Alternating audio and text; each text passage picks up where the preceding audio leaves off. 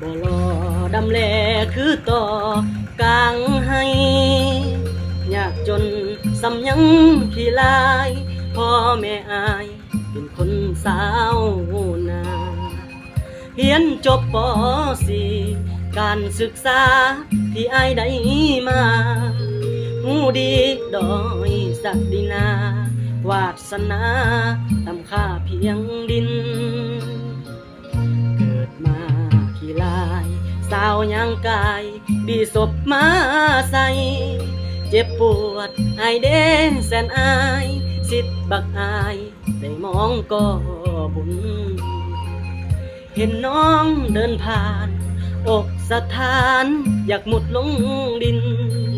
เปรียบดังหมาเห่าเครื่องบินไปฟันทวินทุลนทุลา